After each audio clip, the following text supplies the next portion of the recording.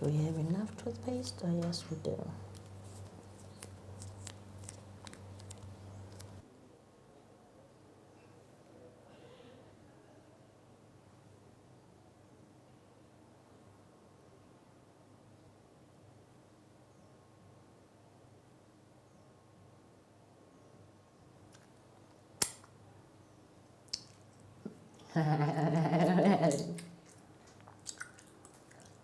Nice. Do you like greasy? I like it. I look like an African princess.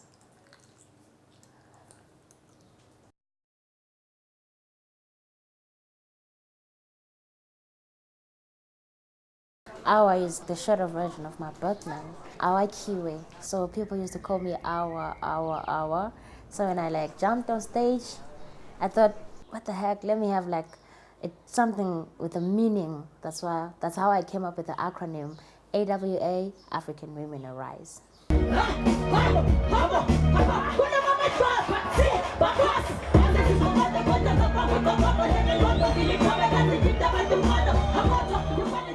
I come from Makokoba. That's where I started rapping. That was 3 years ago. That's where I discovered that I had a rap talent, and where I started pursuing my career. And every time when I perform, I can see the reaction from the crowd, that people are really feeling it. People respond positively when you're rapping about things that they understand. Unlike when you're rapping about how many cars you have, or how much your shoe costs, or how much money you have, and they're just enjoying life. Well, people sometimes, they enjoy that, but they also want to get to the deeper side of life, where they can really relate to the deep issues that they see around them and that they experience. Most of my songs are inspired by my personal experiences, especially domestic violence. I lived under a roof where violence was the answer to everything. So, living under such a home, sometimes it really inspired me to speak out about it. Music sometimes a consolation that, oh, this person went through what I went through.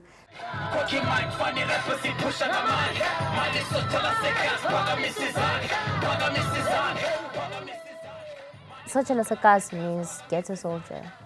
Yeah, it talks about how people fight battles in the hood, like poverty, HIV and AIDS. It goes something like, Mali sotshala sekas phakamisa izandla khokha imali kufanele rap siphusha ngamandla Mali sotshala sekas phakamisa izandla phakamisa izandla phakamisa izandla dala baqala bezama ukubhala besenza amayala basengabantwana rap cases ngela baqala fake comes banyamalala ngena ngegama ngiqoqe iziphaqa bathi bathathe ngesazi baqaqa ngibabonise basagaqa ngibale liqatha phasale behwaqa angivela duku bathi ngeze sihluko rap isiphuku phuku sithele nduku baginqe isithuku awuthuthu becele olova ngathi fukufuka ngela competition hayibo. The first time I saw the Simbies, I saw them on YouTube. And I was like, damn, these guys got this energy on stage. So when I met them, I was like, wow, am I really meeting those guys? And when I collaborated with them, I was like, ooh! We just out of the blue did this writing recording session, and I think she's just she's a very exceptional artist. Talent. Before I start to write a song with somebody, I like to talk to people, and then we ended up talking 1.5 hours, and then actually she told me stories about her life. It was really interesting and intense, and at the end I was asking her, what would you like to write about, and she decided to write about having a good time,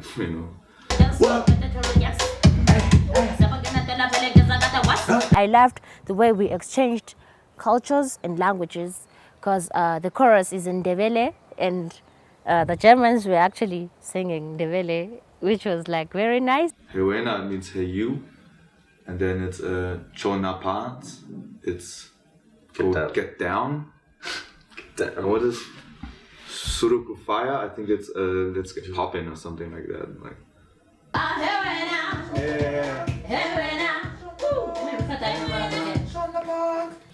We recorded in the lodge where we were staying, the good old-fashioned way. We took everything out of the closet, put a blanket inside, put the microphone inside, and then we recorded like that.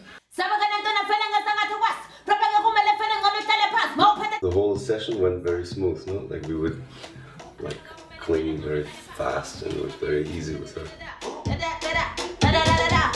it's crazy, like the quickness she wrote, and then how on point she was from then on. She never like slipped up once. And we've worked with many artists, and it's really rare to have an artist being that much on point.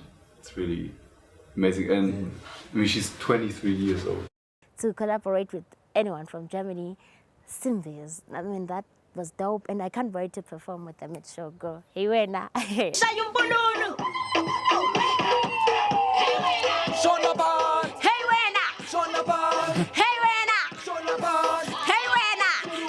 The video is amazing too because it's in the township, so which is like rare. Usually when people do videos, they go to fancy places or get fancy people or dancers or everything, but it's original and it's different with so many kids singing and different spots in Makhakoba so that people can really see the township in the video. The kids loved it, and I think they picked up the chorus really quickly because it's in their native language, and you could tell that it quickly, they sang along, and later you could see like kids walking around still singing out the chorus. It was pretty amazing.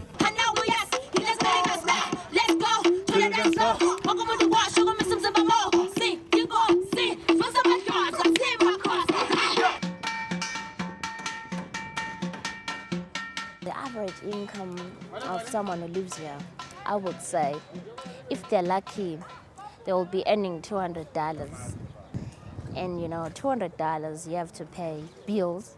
Let's say you pay for electricity basically a month, $30, if you're using it carefully. And water, $30 also. Now that's $60, eh?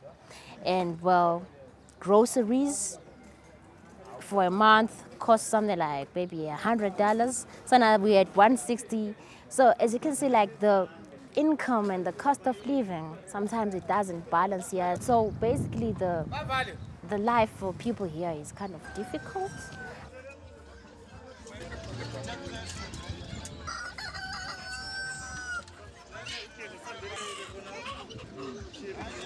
Some people do have jobs in town, but the highest level of unemployment is in this ghetto.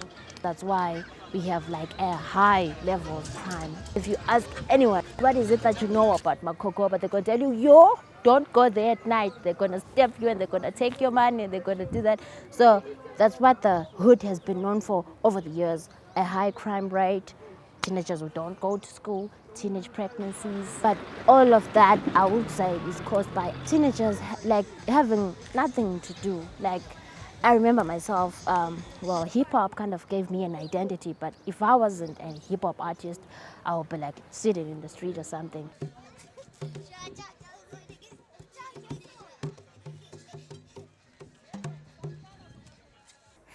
Well, my family forbid me to rap like long back. Even now, they don't really appreciate it. My family is really, really religious, and well, hip hop. When they think of hip hop, they think of like so many things: drugs, sex. Our daughter is gonna be a drug addict. She's gonna get involved in all the bad things. I think that's what they fear. So my family has never ever seen me performing, ever.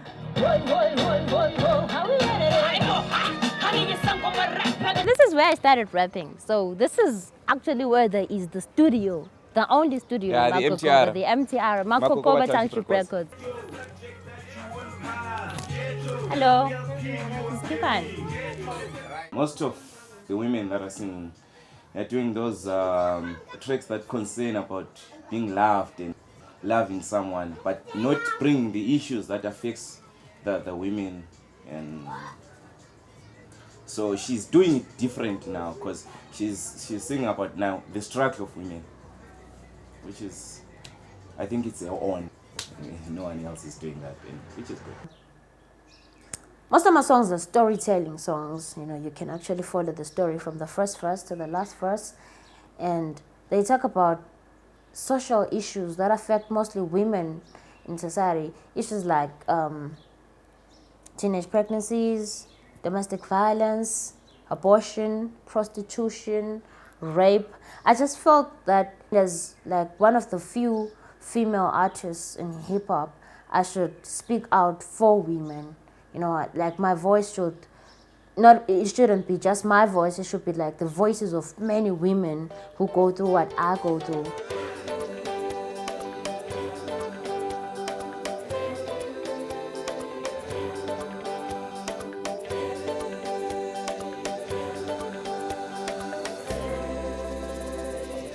You know, hip hop has always been male dominated from the beginning.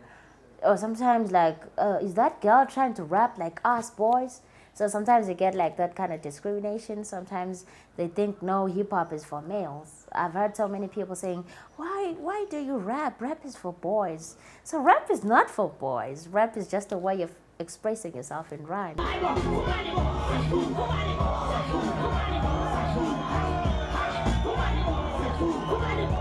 Also, when you are a female, you know, you get like so many challenges. Like you go to the studio, you want to record, and the guy asks you to offer maybe sex, maybe. You know, it's real. It happens when you are a female. Most of the times, people expect you to sleep your way to the top. So yeah, people are gonna say, well, if you want this, we must have sex first, because many people take advantage along the way, especially producers, promoters. But also it's an advantage to be a female artist in the hip hop industry, because you like stand out from the guys. Because every time when guys perform and guys perform and guys perform, like, hey, look, a girl is rapping. Females really tend to have that kind of impact.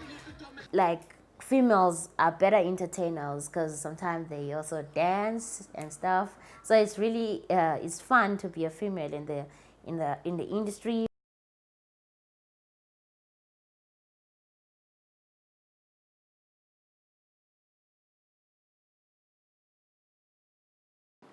(25/09/2015), my first flight to Harare. Well, right now I'm about to fly 29,000 feet in the sky, and it's totally a new experience, I won't lie. Well, the plane just took off. Yeah, wow. The view is amazing. Oh my God, the view is something else. I can't believe I just had such an amazing experience. Oh, but then again, where are the birds today? I was really expecting to see the birds through the window, and I didn't see any birds. I'm thinking, are we flying higher than the birds? Oh, there are no birds today. Anyway, we are approaching Harare now, and we're gonna be landing in a few minutes. This was fun, but the amazing journey was very short.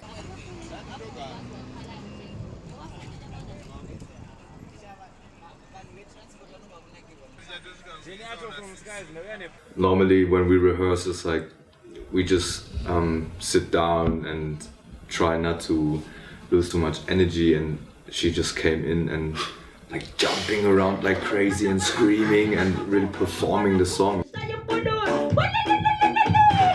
We were like, oh, we have to do that a few times, you know, just maybe just relax a little, you know, like, but she couldn't. She was still jumping. Let's go!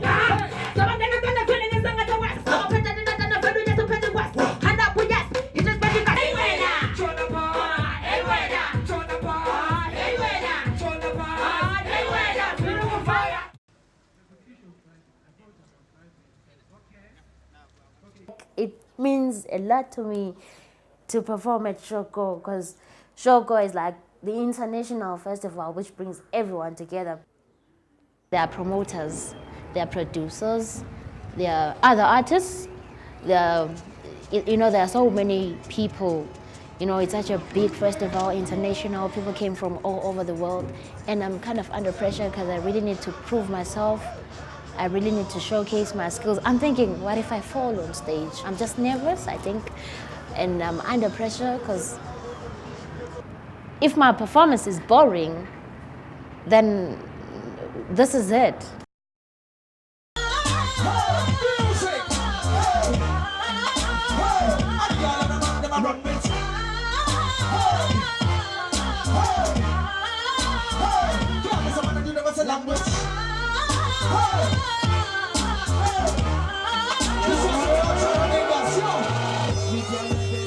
Make some noise for Iowa!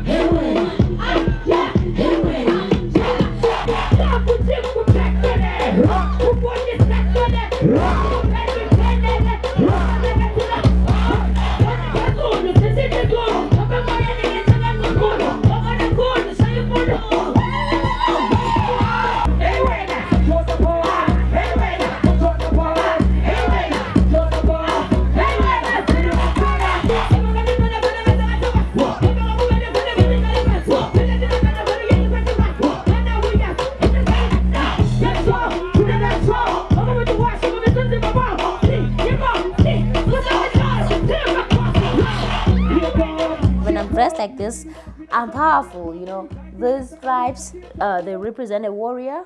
So when I'm dressed like this, I'm dressed like a warrior. I'm ready for war. I feel like, you know, I feel like Superman in his costume. You know, Superman, when he's wearing his costume, he feels like he can save the world or fly. So when I'm dressed like this is my Superwoman costume.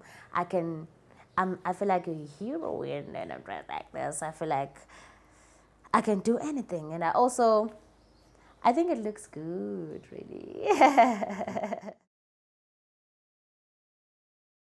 And I represent the beauty of an African, cause I'm free and I can. I'm proud of my dark skin and my kinky hair. I embrace my Africanness. I'm a gorgeous daughter of the Ndebele soil. I will die and gladly lie underneath the Zimbabwean soil where my black people toil. See, I'm not just a woman, but I'm beautiful, unique, and I'm special. I refuse to accept that I need brighter skin to be one of a kind. And I refuse to prettify myself, cause my identity has already been defined. My name is AWA, African Women Arise. And these are my spoken words.